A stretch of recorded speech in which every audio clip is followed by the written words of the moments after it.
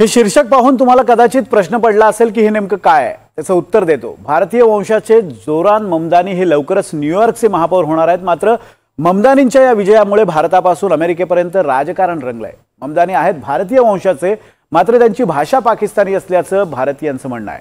तर तिकडे अमेरिकेतल्या लोकांनी तर ममदानी यांच्या विजयानंतर थेट स्टॅच्यू ऑफ लिबर्टीला बुरखा घातलाय।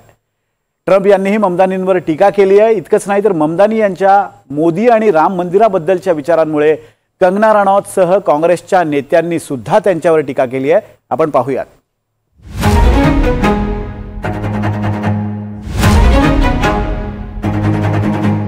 फोटोत दिसणारी हीच ती अमेरिकेची स्वातंत्र्य देवता, तिला स्टॅच्यू ऑफ लिबर्टी म्हणतात। सध्या बुरखा घातलेल्या या स्टॅच्यू ऑफ लिबर्टीचा फोटो व्हायरल होतोय, कारण अमेरिकेचे अध्यक्ष डोनाल्ड ट्रम्प यांचे समर्थक सध्या ही मोहीम राबवत आहेत। याला कारण आहे न्यूयॉर्कच्या महापौर पदाच्या प्राथमिक फेरीमध्ये झालेला जोरान ममदानी यांचा विजय।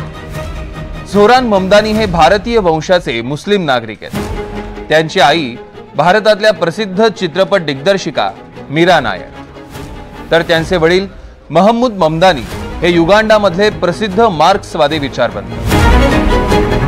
ममदानी 20 वर्षांपूर्वी अमेरिकेत स्थायिक झाले आणि आता त्यांनी रिपब्लिकन पक्षाचे उमेदवार अँड्र्यू कुमाओ यांचा पराभव करत न्यूयॉर्कच्या महापौर पदाची प्राथमिक फेरी जिंकली। इस इलेक्शन में सिर्फ 20 दिन बचे हैं और चॉइस मेरे और एंड्रू कोमो के बीच में है। अगर आप पहली बार इलेक्शन के बारे में जान रहे हैं तो ये है जो एंड्रू कोमो ऑफर कर रहा है। आज मेरे पास बिल्डिंगें हैं, प्रॉपर्टी है, बैंक बैलेंस है, बंगला है, गाड़ी है, क्या है तुम्हारे पास? आपकी वजह से हमने $8 मिलियन रेज किया है, 6 लाख से ज्यादा दरवाजे खटखटाए हैं और बस इतने करीब है इस शहर का पहला साउथ एशियन मेयर बनाने के लिए। पर बात ये नहीं है कि मैं क्या बनूंगा, बात ये है कि मैं क्या करूंगा हमारे कम्युनिटीज के लिए और हर एक न्यूयॉर्कर के लिए। मैं हमारे शहर को अफोर्डेबल बनाऊंगा। न्यूयॉर्कर्स मुश्किल से अफोर्ड कर रहे हैं रोटी, कपड़ा और मकान। मैं ये सब बदलने के लिए लड़ रहा हूँ।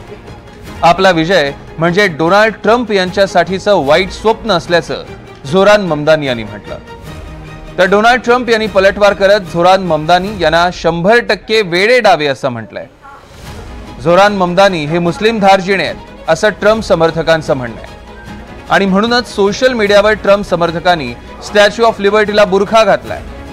दुसरीकडे काही भारतीय सुद्धा जोरान ममदानी यांच्यावर नाराज आहेत, कारण जोरान ममदानी यांनी राम मंदिर आणि पंतप्रधान मोदींबद्दल वादग्रस्त वक्तव्य केली होती।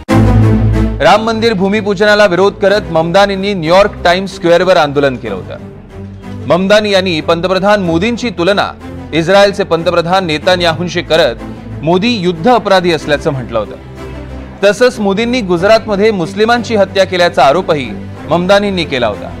मोदींच्या न्यूयॉर्क दौऱ्याआधी ममदानी यांनी उमर खालिदचं पत्र न्यूयॉर्कमध्ये वाचून दाखवलं होतं। ममदानी यांनी न्यूयॉर्कच्या महापौर पदाची प्राथमिक फेरी जिंकल्यानंतर खासदार आणि अभिनेत्री कंगना रनौतनं टीका केली।